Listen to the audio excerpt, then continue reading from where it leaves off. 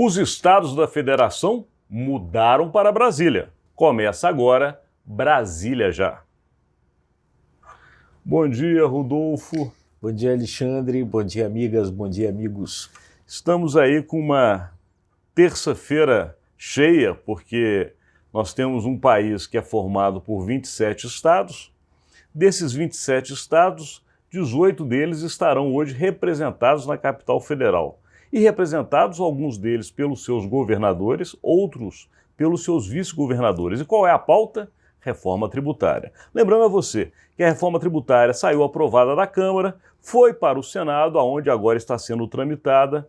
O relator, que é o senador Eduardo Braga, do MDB do Amazonas, prometeu uma série de reuniões públicas e é justamente essa reunião que acontece hoje. Por quê? Os governadores é o ponto central, podemos dizer até o ponto mais sensível dessa questão, porque é onde está tendo maiores resistências, pelo menos por parte de alguns governadores. Mas vamos lá, Rodolfo Lago tem boas informações para levar para a gente. Pois é, então hoje o Senado vai passar o dia inteiro nisso, quer dizer, a reunião vai ser lá no plenário do Senado, não vai haver sessão deliberativa justamente para que essa reunião ela transcorra lá o dia todo.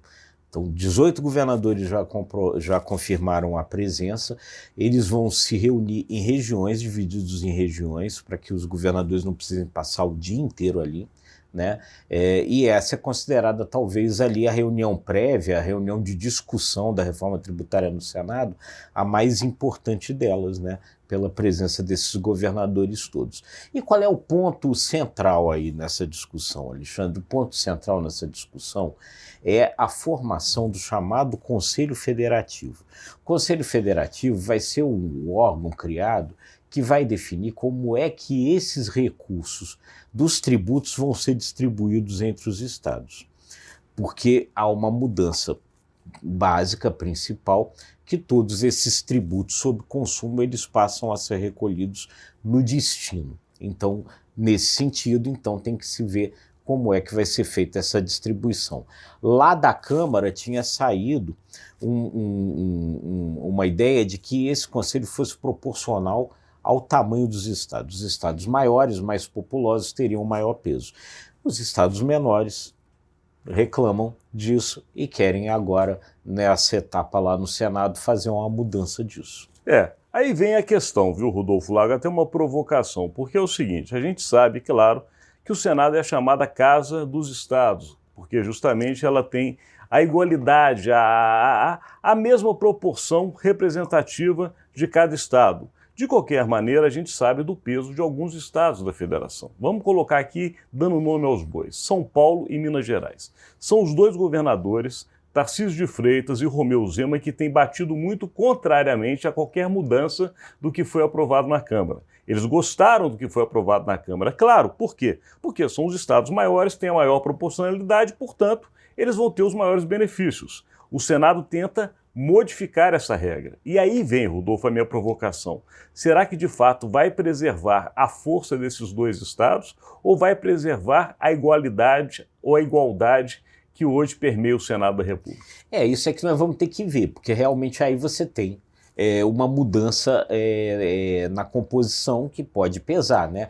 A Câmara, né, ela é proporcional ao tamanho dos estados. Os estados maiores têm bancadas maiores. Lá no Senado, todos os estados têm a mesma bancada, tem 3 senadores, então podem se unir, né? Estados do Norte, do Nordeste, alguns outros menores, por exemplo, o Espírito Santo, que fica na região Sudeste, está junto com os estados do Norte e do Nordeste nessa discussão. Então eles podem se unir e podem fazer modificações. Agora, há ali uma compreensão, Alexandre, que é importante, de que você também não pode desfigurar demais a proposta da Câmara, porque isso daí poderia ficar levando a um ping-pong eterno entre as duas casas, o que não é conveniente. Então o próprio governador Renato Casagrande, que é autor de uma proposta de mudança, ele reconhece o seguinte: é preciso que se chegue a um consenso mínimo entre Câmara e Senado para que as duas casas possam, no final desse processo, promulgar a emenda constitucional, porque senão vai ficar uma disputa eterna entre as casas. Isso me lembra um pouquinho, Rodolfo, que a gente estava conversando aqui um pouco antes de iniciar essa gravação, que é outro assunto importante que rola na Brasília, que é justamente a reforma tributária. Ninguém quer perder nada, ninguém quer abrir espaço para ninguém. Só que nesse caso da reforma tributária, alguém vai ter que perder para o conjunto ganhar. É mais ou menos o que está acontecendo com relação a essa composição reforma ministerial e centrão no governo. É isso aí, é claro, essas discussões sempre implicam isso, alguém tem que ceder, alguém tem que perder. E daqui a gente encerra este conteúdo de hoje, agradecendo a sua audiência. É isso aí, gente, muito obrigado. Se você gostou, curta, compartilhe, se inscreva nos nossos canais e é isso aí, até amanhã. Muito obrigado e até amanhã.